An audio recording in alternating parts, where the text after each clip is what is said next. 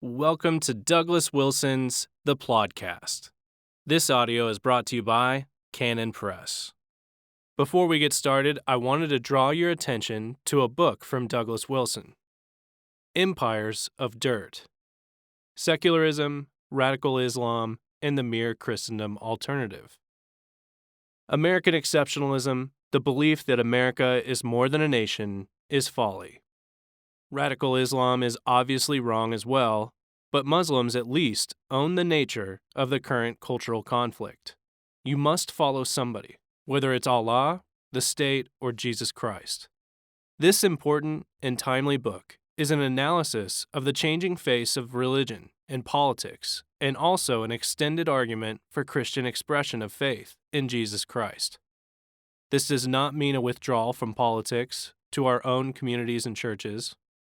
Instead, we Christians must take what we have learned from the wreck of secularism and build a new Christendom of the new foundation, a network of nations bound together by a formal, public, civic acknowledgement of the lordship of Jesus Christ and the fundamental truth of the Apostles' Creed.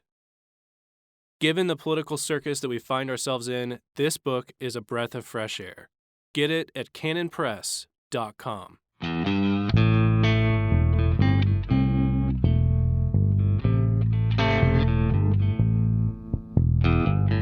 Yes, God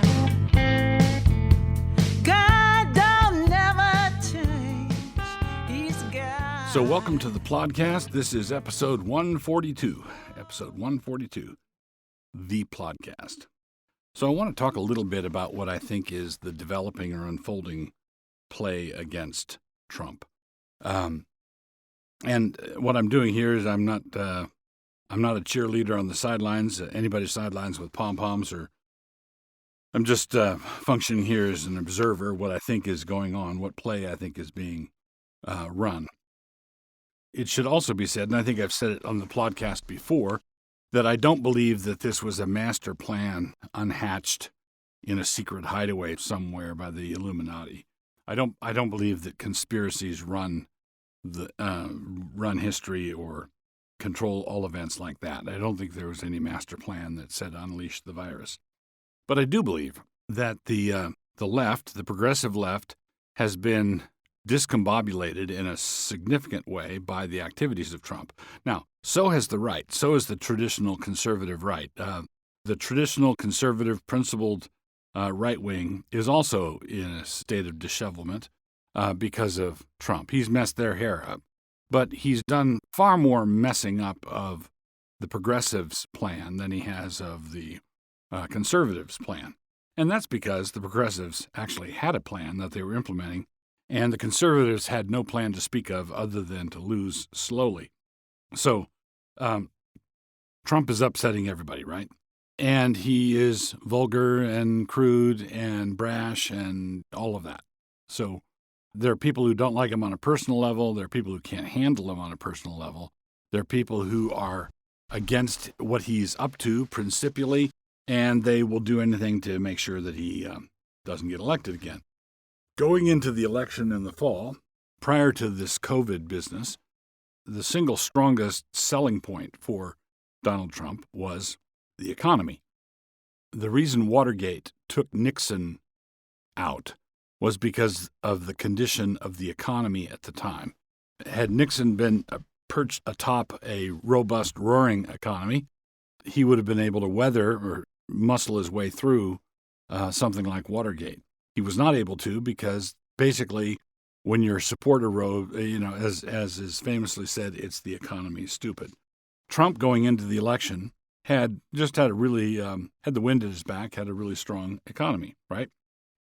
And about 10 minutes into this COVID business, what started out as a panic became an opportunity and became one of those moments where you never let a crisis go to waste.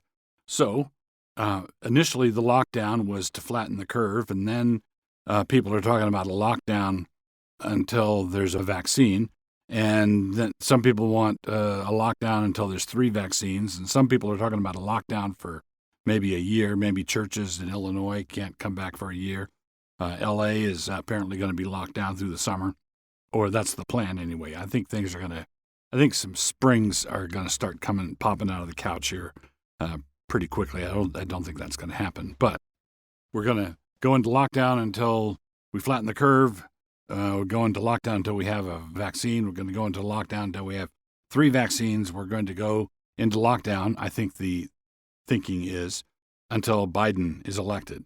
So basically, what I think the current plan is, the only way that the current dogged commitment to lockdowns makes any kind of sense at all is that they're not trying to fix or wreck the economy. They're trying to damage the economy to such a point that they can wrap it around Trump's neck in the election and successfully get people to believe that he is to blame for what happened.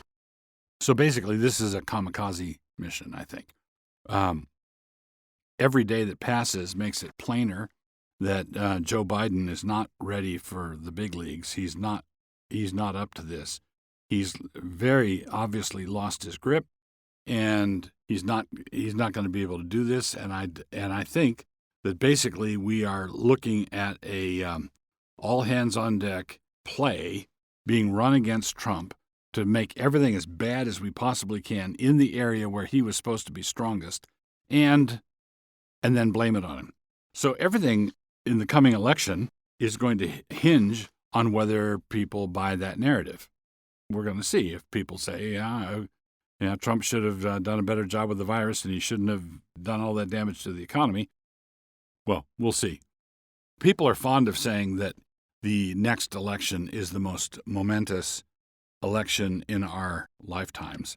But, I think this next one really might be that. And I'm not talking about Trump as the conservatives' golden boy. I'm just simply saying that there are things going on that have never gone on before.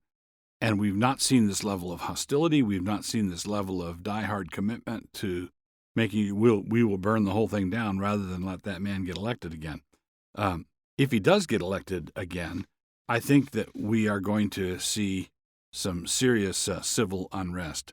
I think it's fair to say that America has not been this divided since right before the Civil War.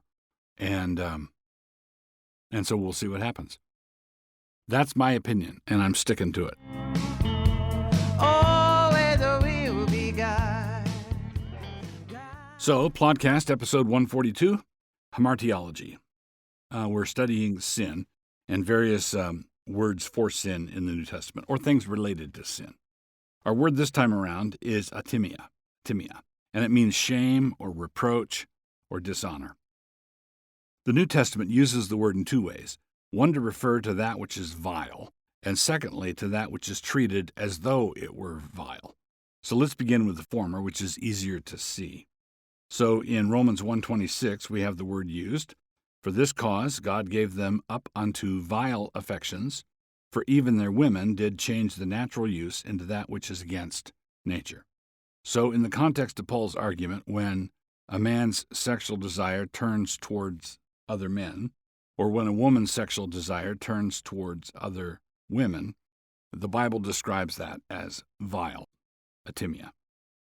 In the New Testament, to abandon normal sexual intercourse for same-sex pursuits has something inherently shameful about it. Our contemporary and rebellious attempts to make it a matter of pride only heightens the problem. The Bible says that this is shameful, this is vile, and we have Pride Month or Pride Parades. And that's what I would describe as a chasm or a gulf between those two different views. Homosexual acts fall into this category, but so does effeminacy. In 1 Corinthians 11:14, it says, Doth not even nature itself teach you that, if a man have long hair, it is a shame unto him? There's our word atimia. It is a shame, atimia. So, for a man to wear long, effeminate hair is to behave in a shameful way. All right? Now, because of our first parents fall into sin, we are born into a race that is represented by them well. Our condition is fallen, broken, dishonored. And so when God chooses some for holy purpose, the others are left behind. Romans 9:21. Hath not the potter power over the clay, of the same lump to make one vessel unto honor, and another unto dishonor. Unto dishonor, there's our word, atimia. So God is choosing from the clay, he's going to make one vessel for honor and another vessel for dishonor. Same sort of thing in 2 Timothy 2:20. But in a great house there are not only vessels of gold and of silver, but also of wood and of earth, and some to honor and some to dishonor, otimia. But God has a larger, higher purpose for these broken bodies of ours. He wants them to go into the ground. So, our bodies are sown in dishonor. There it is. Our bodies are sown in dishonor. It is raised in glory. It is sown in weakness. It is raised in power. 1 Corinthians 15:43. So, the dishonor does not have to do with a person living in an overtly sinful way, but it does have to do with the fact that he belongs to a fallen, sinful race. Our bodies die, Paul says, because of sin. Our bodies decay because of sin. The remaining two uses are flipped around in a sense. Instead of referring to things that are objectively vile, the apostle also uses the word to describe things that ought to be honored, but because of the sinfulness of the world, are dishonored. So there are things that the world pursues, the world honors, and we dishonor, and there are things that the world dishonors and we honor. So 2 Corinthians 6:8, by honor and dishonor, by evil report and good report, as deceivers and yet true. Paul's talking here about the reputation that he has with outsiders, with people who are viewing his ministry, and there are people who heap contempt on it. Same sort of thing in 2 Corinthians 11:21. I speak as concerning reproach, atimia there, as concerning reproach, as though we had been weak. Howbeit, whereinsoever any is bold, I speak foolishly. I am bold also. The book I want to review this episode is Christianity and Liberalism by J. Gresham Machen. Machen wrote this book about a century ago, which is kind of odd to think about. Basically, the encroachments of higher criticism and theological liberalism had taken root in Europe. And in the newly rich United States, a number of young men would complete their college degrees here, and then they'd go over to Europe to get their doctorate in order to be an educated minister, and they'd come back and they'd preach in the churches. Well, they would pick up the cooties of compromise over in Europe, and so liberalism started making inroads into the largely evangelical mainstream denominations, the Methodists, the Presbyterians, the Episcopalians.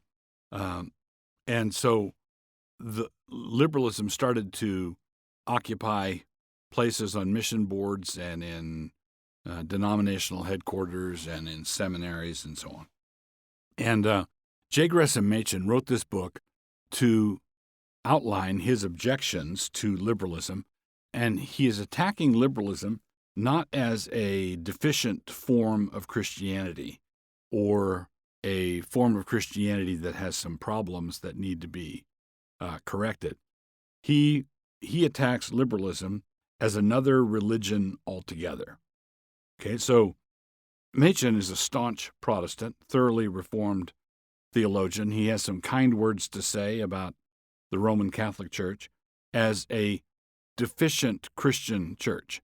So he says our Roman Catholic brothers are, in fact, they confess Christ, they worship the triune God, but the liberals, for Machen, the liberals in his own denomination were like the ancient Gnostics. They represented another faith entirely.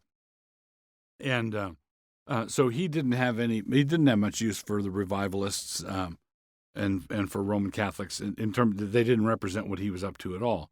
But he was astute enough to see that those were disagreements among people who were worshiping the same God, naming the same Christ. But liberalism, it wasn't that way at all.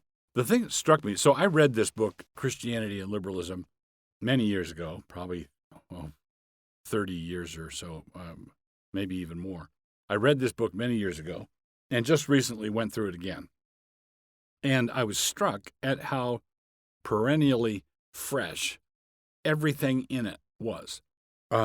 Basically, what Machen, a lot of water has gone under the bridge in evangelical circles since Machen wrote. Evangelicals were squeezed out of the mainline denominations. The mainline denominations started to die. Evangelicals were sort of forced into the hills, and they built their own separate infrastructure. And then in the 70s, evangelicalism came back into the public square. Evangelical churches have been the churches that are growing, and the mainline churches are dying on the vine. But all the same issues, all the same sorts of foolishness that they were dealing with in the main lines in the early part of the 20th century, we're dealing with again with postmodern relativism and all the devil doesn't come up with new lies, largely because he doesn't have to. This book, Christianity and Liberalism, is a bracing statement of the gospel and what it is that we must affirm about the gospel if we want to remain faithful Christians. It's if you're in the thick of it today, it will be quite a bracing exercise for you to read through Christianity and Liberalism and ask yourself, what has changed exactly? Not very much.